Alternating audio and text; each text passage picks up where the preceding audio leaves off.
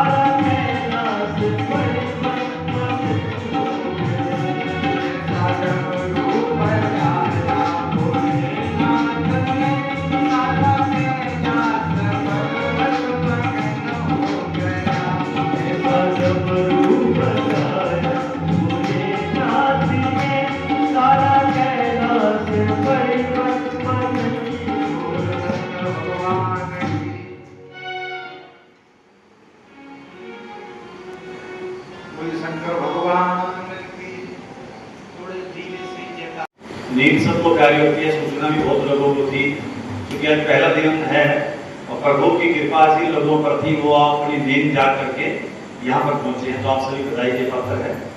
तो आज शुभारंभ की कार्रवाई हम करने जा रहे हैं।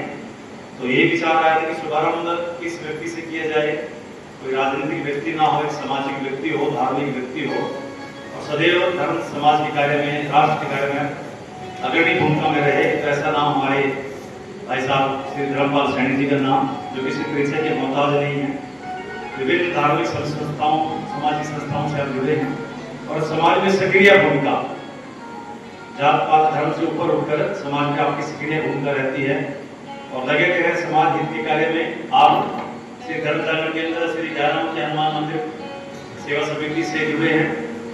अनेकों संस्थाओं, केवल हमारी संस्था से नहीं, लेकिन हमारे पर कृपा विशेष है, हमारे मार्गदर्शक, मुख्य सलाहकार के रूप में, हमारे संरक्षक के रूप में भूमिका में रहते हैं।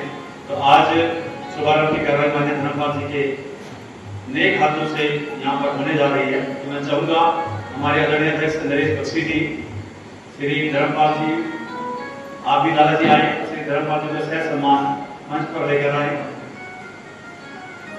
ताकि आज शुभारंभ की कार्रवाई की जा सके। महाराज श्री जी को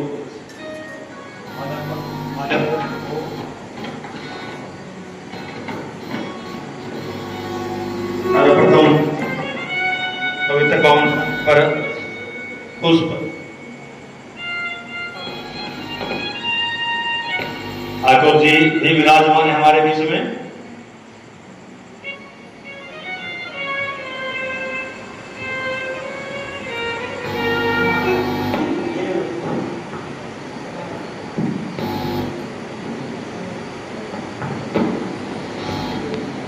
स्वागत अभिनंदन पुष्प मुरारी जी का।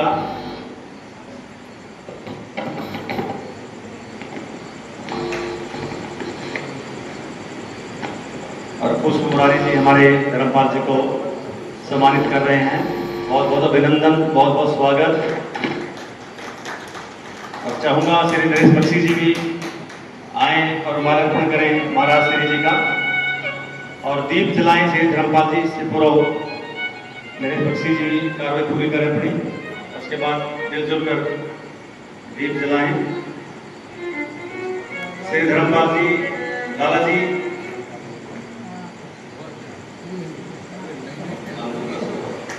हमारे सम्मानित धर्मपाल जी भी हैं, हमारे साथ हमारे टीम के अहम सदस्य, बहुत सहयोग रहता है। दीप जलाने की कार्रवाई तो पीछे चित्र भी जरूर ले लेना।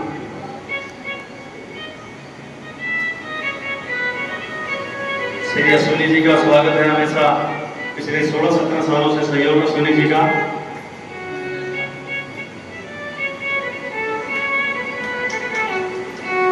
बहुत ही नेक कार्य के लिए शिव पुराण कथा चल रही है, जिसकी चर्चा हम कल करेंगे उस अच्छी संख्या के बीच।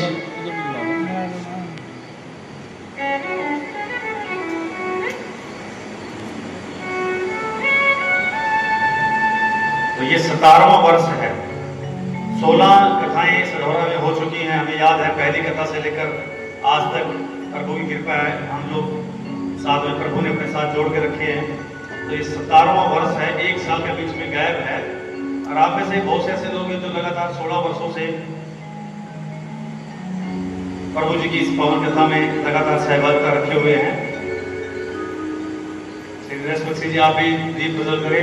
श्री धर्मपाल जी, दादाजी, आप भी आ जाए आगे।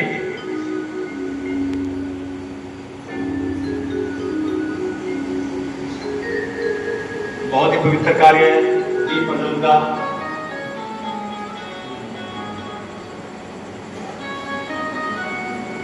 अग्नि देवता का आह्वान होता है और कोई भी पवित्र नए कार्य हो दीप प्रज्वलन करके किया जाए तो वो शुभ रहता है।